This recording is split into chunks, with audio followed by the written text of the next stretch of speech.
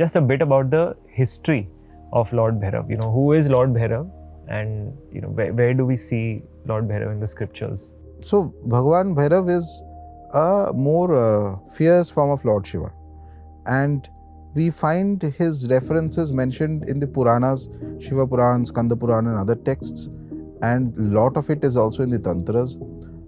He is basically, the Shiva Puran says that when there was a conflict, when Brahma had out of ignorance claimed that he is equal to Shiva at that time. So this story has some variations in some of the Puranas, but broadly this is the idea. So he claimed that he had acquired the same level as Lord Shiva, something. So then out of Shiva's anger was produced a very ferocious, very fierce form of a deity.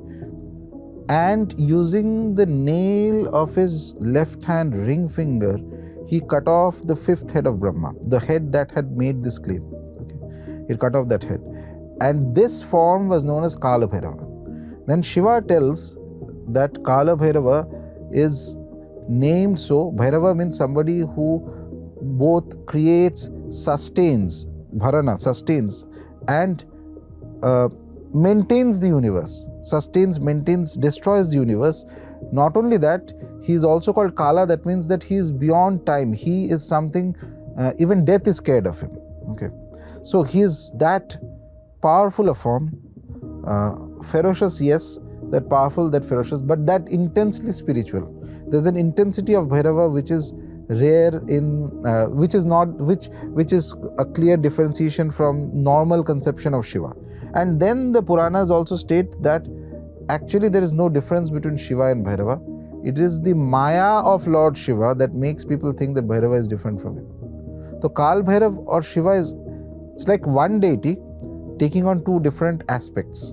So this is how the conception of Kala Bhairava comes in. And after that, the Puranic story says that after cutting off the head of Brahma, that Kapala of Brahma sticks to his hand. That skull of Brahma. And with that, Lord Shiva says, but though you have done something divine, still removing the head of Brahma is Brahma Hatya. Brahma Hatya is a ghor paap. Okay. Because Brahma Hatya, at least originally, it is the Brahmins who were doing the Upasana. It is them who carried the knowledge. They had the Vidya, they had the strength. So anybody who assaults or kills a Brahmin is committing a grave error, grave papa, and lot of negative effects will come to that individual. So he says that you have destroyed Brahma. Brahma is like the one who gives the Vedas, not just anybody. Okay. So for that, there is a Prayashchitta that has to be done. Prayashchitta means you have to roam around the earth in different places, and there will be a grotesque looking feminine entity that also appeared, which is the personification of Brahma Hatya, and she will move along with you, and you keep going till you reach a place jahan pe that skull of Brahma separates from your hand, and there you will settle down. So like that, Bhairava, Kal Bhairava goes around everywhere. He goes to Vaikuntha also, and Vishnu, this text say that Vishnu looks at him and Vishnu bows to him and tells him that this is a leela you are doing, it's a play you are doing, you are enacting a play. So gods don't do things in the way we do.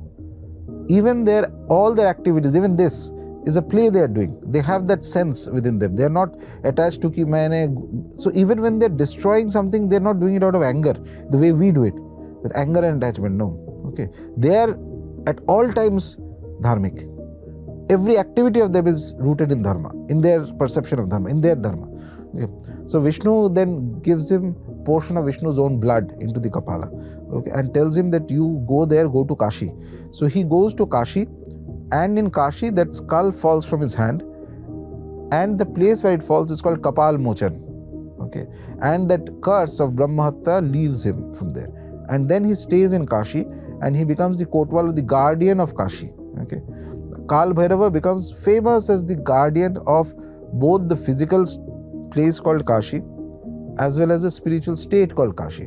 He is known as Papa Bhakshanam. He eats the sins of people, whatever papa you have done. So here is a deity whose formation, the first thing he does is he is affected, he's pursued by the curse of Brahmahatta, and he gets rid of that, and he roams around for 12 years. Okay, so he is has the ability to destroy the sins of people. To the extent it is said, when you in the right condition of mind, if you have a darshana of Kal Bhairava of Kashi, Bhagavan Bhairava of Kashi, if you have a darshan, it destroys lifetimes of sins that you have done.